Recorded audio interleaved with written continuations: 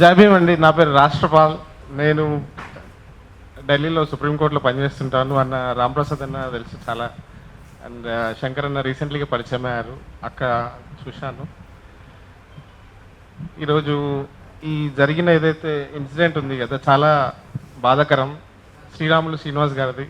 ఒక sub inspector ఉద్యోగం సంపాదించాలంటే ఆషామాషి కాదు. ఎందుకంటే నేను కూడా డిపార్ట్మెంట్లో పనిచేసాను ఒక 6 సంవత్సరాలు. అది ఎట్లా ఉంటుంది అనేది, ఒక ఐఏఎస్ ఆఫీసర్ అయినా ఈజీగా కొట్టొచ్చు, కానీ ఒక పోలీస్ ట్రైనింగ్ కానీ పోలీస్ సెలక్షన్ కానీ చాలా టఫ్ ఉంటుంది అది.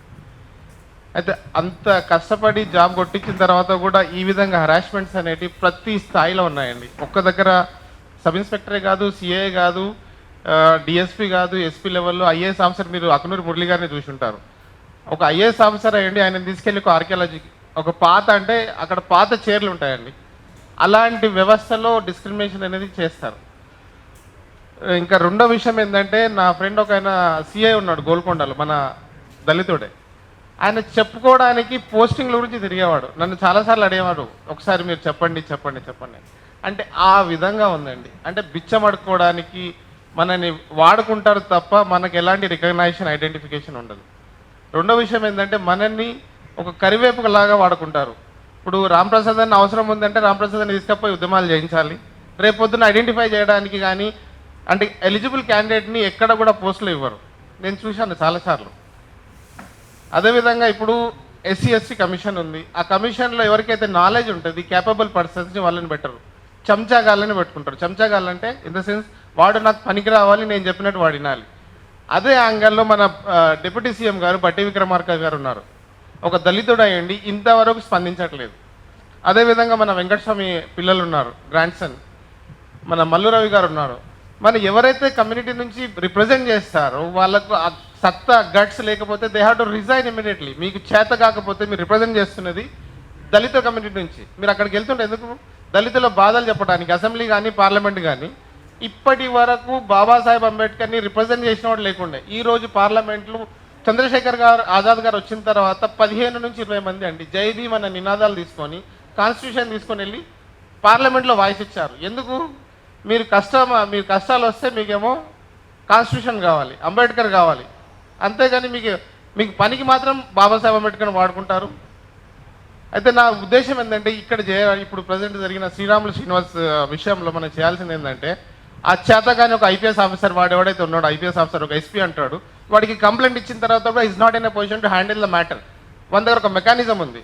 I'm sorry to say that I'm using this kind of filthy language, but as my inner pain and whatever I'm expressing, he has to be go for a CM or whatever the level.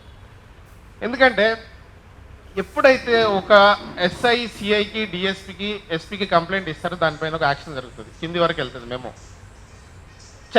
చిత్తశుద్ధి లేకుండా ఒక IPS officer అయ్యి ఉండి action తీసుకోవాలంటే వాడికి అర్థం ఏంటంటే, he's not a capable, is in efficient officer, he's holding a chair of SP, superintendent of police.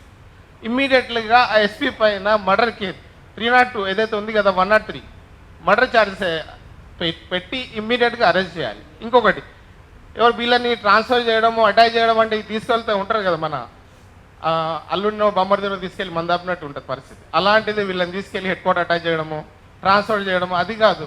Immediately they have to make a charge under 103 of BNS act and earlier as well act of Indian penal code 302 murder charges పెట్టాలి. Atrocity యాక్ట్ని ఎట్లా misuse చేస్తుందంటే, supreme court ఒక order ఇచ్చిందని దానిపైన ఒక falls circular ఇచ్చారండి. ఇప్పటి వరకు ఆ సర్క్యులర్ పైన డీజీపీ గారు స్పందించారు, సీఎం మాట్లాడారు, డిప్యూటీ సీఎం గారు మాట్లాడారు. మీ కమ్యూనిటీకి అన్యాయం జరుగుతుంటే, మీ తమ్ముడిని ఎవడన్నా చంపుతుంటే చూస్తూ ఊరుకుంటారా? మీరు అంతా బ్రోకర్లు అయిపోయారా? యూనాట్ హియర్ టు, మీకు అంతగా ఉంటే మీరు శవాల మీద రాజకీయాలు చేసినట్టు చేసుకోండి, బట్ ఇట్స్ నాట్ ఒక మనిషిగా హ్యూమానిటీ గ్రౌండ్స్ పైన మీరు ఆలోచించండి. సీఎం గారు మీకు చేత కాకపోతే వదిలేయండి. You should leave the home ministry, I'm here to handle that. Otherwise I have a lot of peoples are there to handle that, who having a knowledge, who have a guts, who having courage. But please try to understand what happen since past 8 months after you coming in the power, how the atrocities taking place on the scheduled caste and scheduled tribes. If you are not capable to handle a position, you holding a lot of positions. SC మీ దగ్గరనే ఉంది, home మీ దగ్గరనే ఉంది, అయినా మీరు స్పందించట్లేదంటే what does it mean? That means you are encouraging the crimes against the Dalits, tribes. You are with the collusion of the government of India, central government BJP. You are colluded with the other parties. You are protecting yourself and your communities, not to other communities. While you are taking an oath, you are taking an oath to protect everyone's equal rights. But here, what are you doing? You are taking a one side. That's the reason I am giving a referendum from here itself. You take it. You, if you are not capable to, you resign it. If you are not capable, you ask us to, we will advise someone else. But you should be act upon that. As of now, a lot of incidents have taken place in my state, but as of now, you didn't. If anything will happen to your sister, your daughter, your relative, have you taken? Have you not responded for that? I am asking to the Revanth Reddy from here directly. And even whoever belongs to the scheduled caste, scheduled tribe, who representing the houses of Lok Sabha, Rajya Sabha, or else the Assembly, please, మీరు caste వదిలేండి, మీరు ఒక మనిషిలాగా మాట్లాడండి, మనిషిలాగా respond కండి, at least వచ్చి సింపతికి చెప్పండి. సబ్ ఇన్స్పెక్టర్ గారు ఇంతవరకు వచ్చి చెప్పలేదండి. రెండో థింగ్ ఏంటంటే నేను చెప్పదలుచుకున్నది, bureaucrats, IAS officers, IPS officers దళితులు కూడా చాలామంది ఉన్నారు. మీకు ఏదన్నా ఉంటే we form the group, and police లెవెల్లో పోలీస్ డిపార్ట్మెంట్లో గ్రూప్ ఫామ్ చేశాం, మేము అడ్వకేట్స్లో కూడా గ్రూప్ ఫామ్ చేశాం. ఏదైనా ఇబ్బంది ఉంటే ప్లీజ్ ఇలాంటి ఇన్సిడెంట్ చేసుకోకండి, సొసైటీ చేసుకోకండి, please try to explain us. And second thing, plan of action ఎలా ఉంటుంది అనేది నా దగ్గర చాలామంది, ఒక 500 మంది ఎన్ఆర్ఎస్ ఫోన్ చేశారు, శ్రీరాముల పైన ఏం చేస్తున్నారు మీరని. నేను అన్నాను, మా బత్తుల రామప్రసాద్ గారు, శంకర్ అన్న, చాలామందితో నేను మాట్లాడుతున్నాను, విల్ టేక్ ఎన్ యాక్షన్. దీనిపైన తీసుకోబోయే యాక్షన్ ఏంటిది? We're filing a petition for hand out to CBI ఒకటి. రెండోది, మీరు చేస్తారా, ఒక సిట్ని అపాయింట్ చేయండి, స్పెషల్ ఇన్వెస్టిగేషన్ టీమ్ని అపాయింట్ చేయండి. లేదు సిఐడికి హ్యాండ్ ఓవర్ చేస్తారా, సిఐడికి హ్యాండ్ ఓవర్ చేయండి. లేదు అనుకుంటే మీరే యాక్షన్ చేసుకుంటే ఇమ్మీడియట్లీగా ఎఫ్ఐఆర్ ఇష్యూ చేసేసి రిమైండ్ చేయండి. You don't take care of the belongs to your department or others department అని చూడకండి.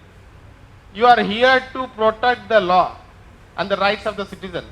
You are not here to protect the your family, your communities law persons only. Please దయచేసి ఏంటంటే నా మెసేజ్ని మీరు అక్కడికి తీసుకెళ్ళండి. దీనిపైన సిబిఐ ఎంక్వైరీ మేము డిమాండ్ చేస్తున్నామండి ఇమీడియట్గా. ఒకటి, మీతో చేత కదని అనుకున్నాం, మాకు అర్థమైంది, 7 days పాస్ 7 days అయింది, ఓకేనా? కాబట్టి మేము సిబిఐని మేము పిటిషన్స్ మూవ్ చేస్తున్నాము. రెండవది, మీరు ఏదైతే పోస్టులు హోల్డ్ చేస్తున్నారు కదా, అదే constitution post, you may be deputy CM or CM or what, ఒకవేళ మీరు ఆ స్థాయిలో కూడా హ్యాండిల్ చేయనట్లయితే will question your designation post by referencing that. Please, thank you so much, having a lovely day. Thank you.